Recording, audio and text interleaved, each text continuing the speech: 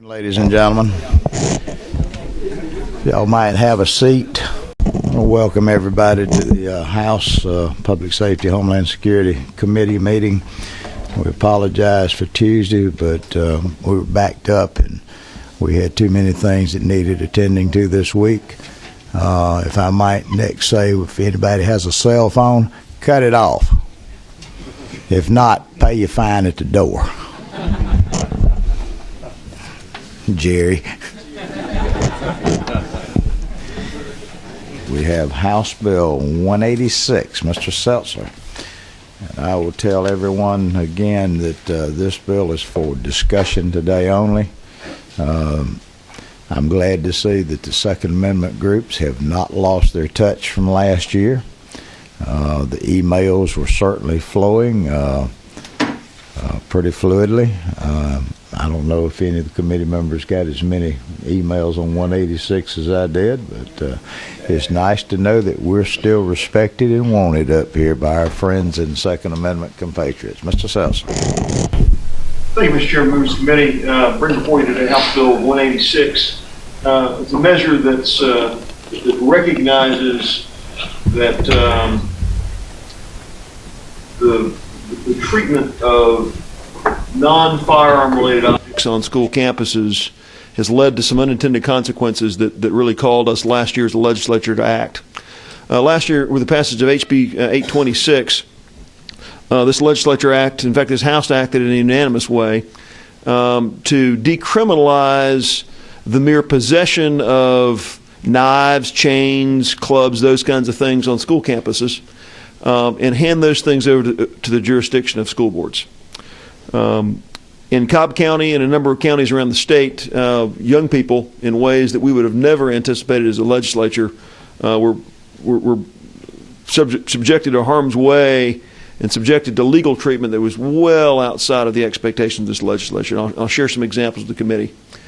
In September of 2013 in Cobb County, in my House district, there's a young man who, in a routine search of the parking lot, the Cobb County law enforcement had dogs going through the parking lot sniffing for drugs, and the dog alerted on the young man's car, alerted purportedly for the purpose of gunpowder.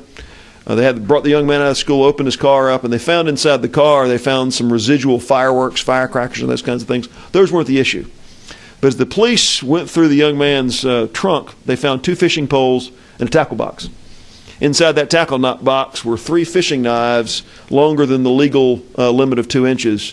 And the mere possession of that, which would have been, at the time would have been designated as a weapon, led to the young man's arrest, being handed over to the Cobb County Police for a felony arrest for felony possession of a weapon on within a school safety zone.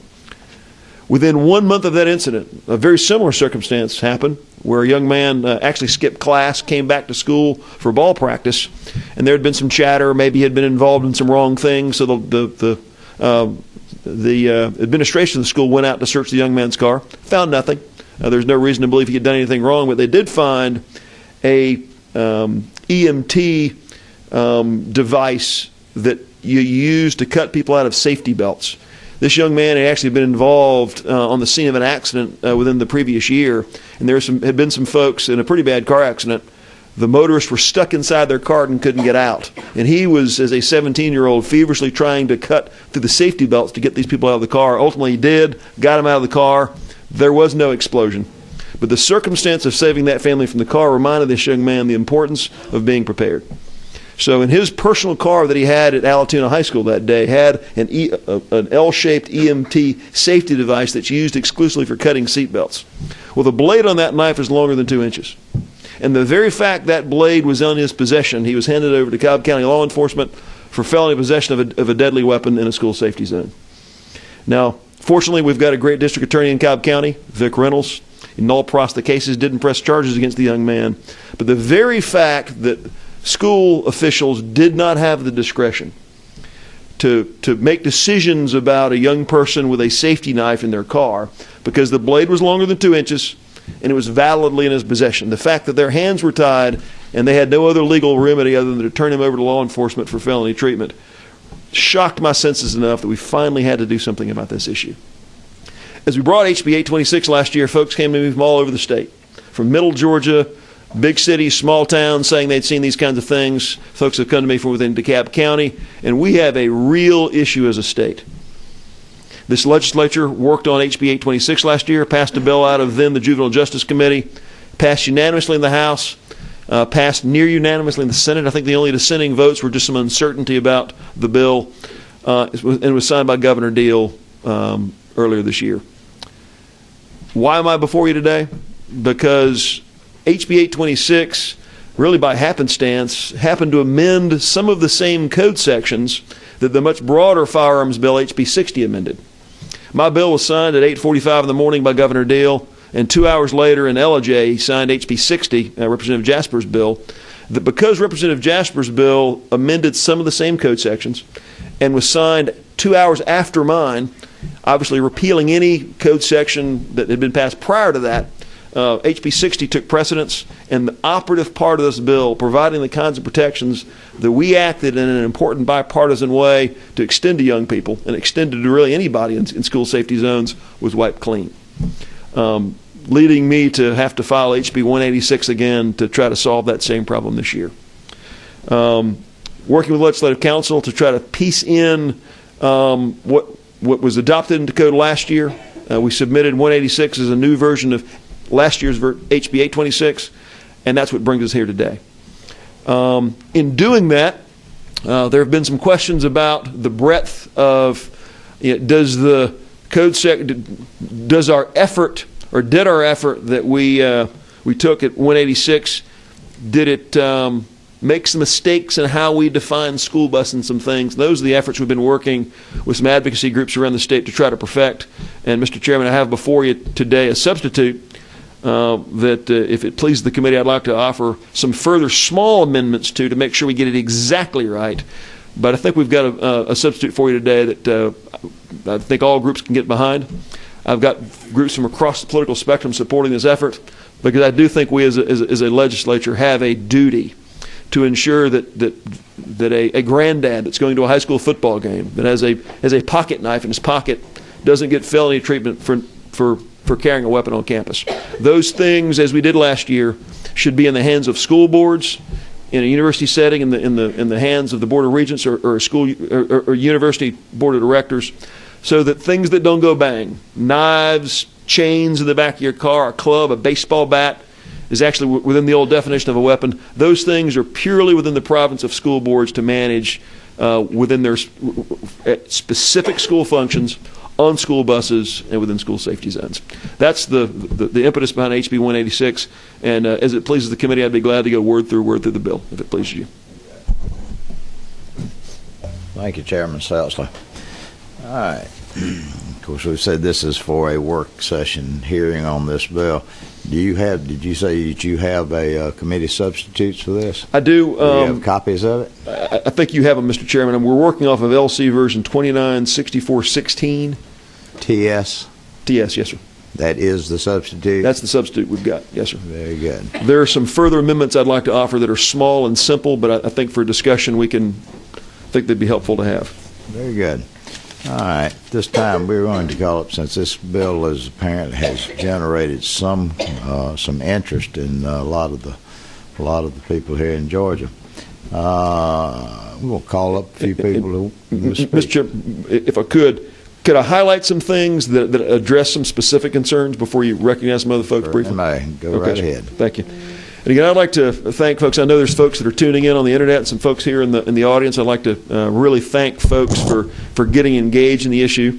A couple issues were raised, and I'll kind of walk through very briefly. In essence, the way we do this in the bill is the substitute clearly defines some things that require definitions, but operatively, the way the bill works on lines 35 through 46 is the definition of a weapon is changed from firearms, pistols, and a whole broad range of things, including bats and knives and chains and the like, and it narrows it down to handgun or long gun.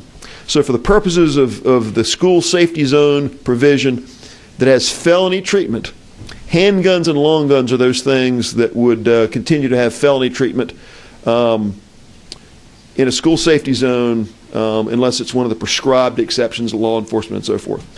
Those knives, bats, clubs, those things are moved out, and they already exist in code in Title 20, where school boards have been given the power to do that. That part of HB 826 was never struck. That's still in the code from last year. The part that you're seeing here is just the operative part from 1611-127. Specific things, Mr. Chairman, for members of the committee that would be different from what we brought through subcommittee. They were identified to us by friendly members of the public. One was the definition of school bus.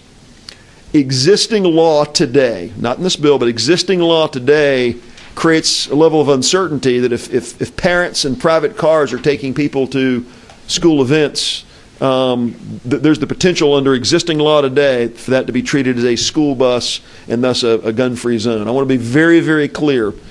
HB 186 will do this, Mr. Chairman, if passed by the committee. Will ensure that only vehicles that are owned by school systems or leased by school systems, operated by school employees or independent contractors of the school system, i.e. a charter bus, only those would be treated as school buses moving forward.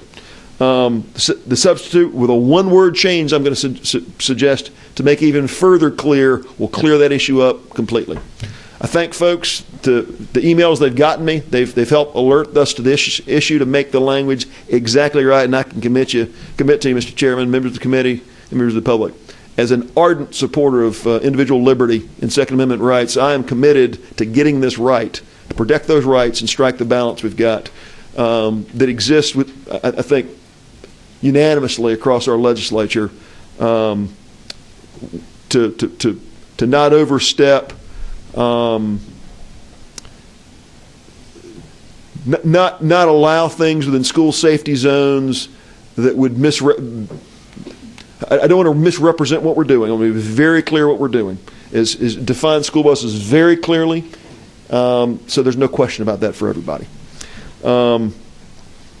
Likewise, the definition of handgun, Mr. Chairman, I would suggest we add the definition of a long gun here needs to be split into 2 words. There's a couple of very small detailed things we need to do this to substitute, and I'd be glad to answer some questions if there's some from the members of the committee.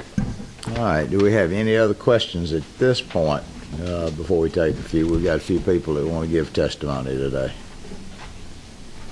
Anybody have a question before we start taking testimony? You want to stay with us for a while? I'll stand by, Mr. Chairman. Very good. All right. Mr. Jaspers? We'll wait. Okay. We have a few people down here to speak. We have a Banks Wise. Hello. My name is Banks Wise. I'm the political director for Georgia Gun Owners. We had issues with the original version of the bill, but it would seem that the substitute resolves those issues.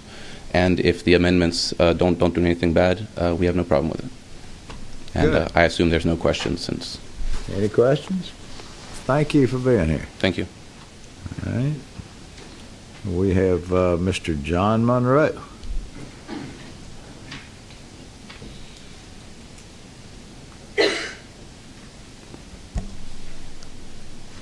John, would you rather stand or sit? I guess there's no point in passing on. I see you got your grandfather Jerry with you, so. Thank you, Mr. Chairman and members of the committee. John Monroe, Vice President of GeorgiaCarry.org.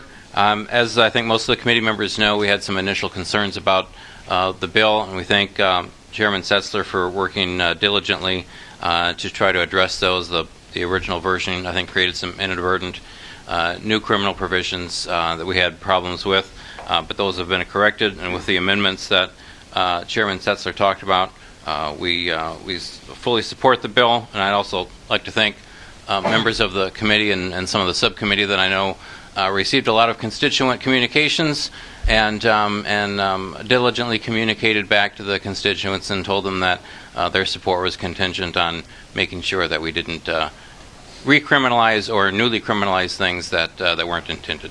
So GeorgiaCarry.org supports the bill, and I thank the committee and Mr. Chairman. Be happy to answer any questions if there are any. The committee as amended by substitute. As amended by substitute and then further amended.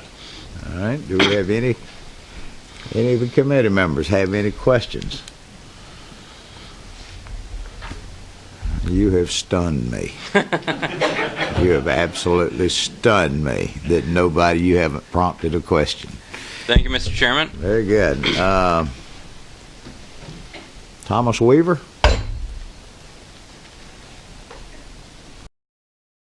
Thank you, Mr. Chairman, members of the Homeland Security and Public Safety Committee. I ask for your favorable support and assent for a new pass recommendation, if not today, eventually on this legislative proposal. I submit to you that subsection Q of section 922 of chapter 44 of title 18 of the United States Federal Code as enacted by Congress does not criminalize the possession of handheld items other than firearms within these school safety zones, unlike Georgia, which today currently does due to the executive oversight and complications that arose from last year's passage of both legislative proposals that were significant to many gun owners statewide. If it be the pleasure of this committee, I ask that this committee resolve these issues as soon or as expeditiously as possible so that none of the children in any of your districts have to endure or suffer the felony collateral consequences that would otherwise be assessed for inadvertent, accidental, or unintentional violations of this law, which has such serious ramifications under law today. Thank you. Thank you so much. Would you stand for any questions? Do we have any questions from any of the members? That was about a mouthful and about as straight spoken as it comes. Well, I like to keep my statements as concise and as succinct as possible to ensure timely debate. You know what? This chair certainly appreciates that. Do we have any questions? Any questions from any of the members? We want to thank you for being here, Thomas. All right. Do we have any questions from any of the committee? All right. Last chance. Anybody? We got a little bit of time. Anybody want to speak on this bill? Got anything that's bearing on your heart out here? All right. At the discretion of the chair, as I said earlier, this bill was for discussion only today. Good news. I'm going to send this to Chairman Jaspers with Subcommittee A. And you do know the difference. There's a Subcommittee A and a Subcommittee B. You don't want to go to Subcommittee B. I'm going to ask if Chairman Jaspers, if you would, since this is a special case, since these type of issues weigh heavy on the hearts of so many of our committee members, I'd like to set this one as a special committee with you on this one, not just the standard Committee A. Yes, sir. But if you would, in the notion of fairness, for anyone who does not like, that doesn't want these, I'm going to be sure that they will have a voice also. I think Representative Donahue would be a good one to represent the more liberal persuasion of this.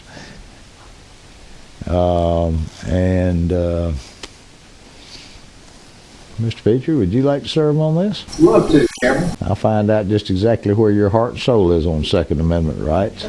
Mr. Gravely? Absolutely. I believe that'd be a wonderful trio to serve with Representative Jaspers. And just in case y'all come to a tie vote, I'll be there to break that tie. Yes, sir. Well, speak up, Gerald. He's not on the committee, Mr. Chairman. Oh, he's not.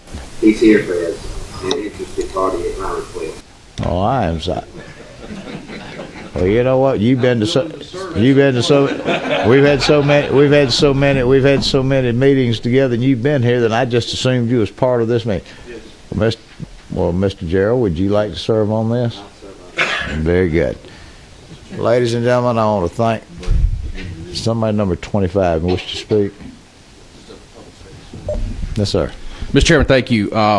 Just a question to the author and to the organizations that are helping craft the amendments. A great debt of gratitude, but just a public clarification that was it ever the intent of the author or the co-sponsors, for that fact, in trying to repeal zero tolerance and allow innocent students who were unjustly facing felony charges for having having an object which was defined as an object or a weapon on campus. At any time, was it ever the intent of the author or the co-sponsors to prohibit, obfuscate, or infringe upon the Second Amendment rights of any law-abiding Second Amendment citizens. Never. I can tell you that there's no, and again, let me separate myself from this bill since you asked the question directly. There may be no advocate in this legislature who's more ardent in another legislative proposal that we would have campus carry and be able to carry firearms on campus as an expression of one's fundamental right to protect themselves. Thank you. That's not invited in 186. But there's no stronger, more forceful, unwavering advocate than I. And I want to say that because this bill is something that is an urgent, immediate imperative. And any effect that it had unintentionally is just part of the process of trying to protect language. And I thank everyone who's emailed me or called me angrily for their zeal, because I share their zeal. We're committed to protecting Second Amendment rights in every form or fashion without any infringement whatsoever.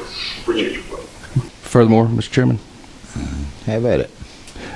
I too would like to express my sincere thanks to the members of GeorgiaCarry.org, Georgia gun owners, for their zeal as well, for their commitment to the Second Amendment, and for their partnership on the Second Amendment, and would also express the co-sponsors' ardent belief in protecting the Second Amendment as well on this bill, and let the record reflect that, Mr. Chairman. I say that not as a political issue.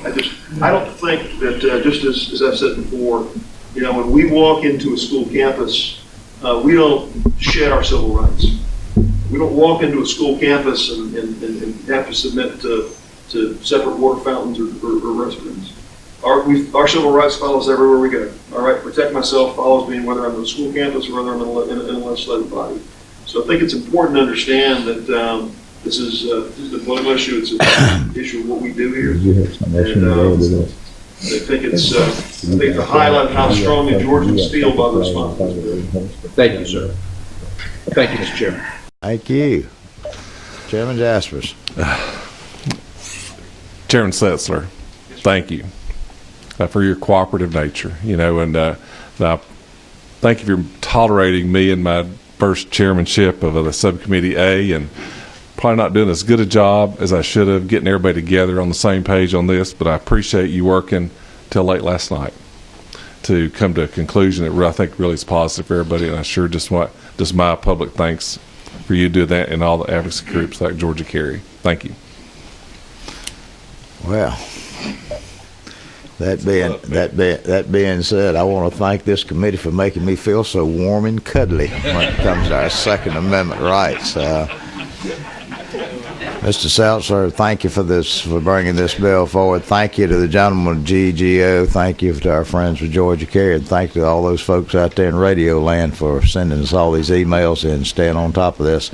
And I look forward to hearing from y'all's report back after your work is over. Ladies and gentlemen, thank y'all for being here today, and this meeting stands adjourned.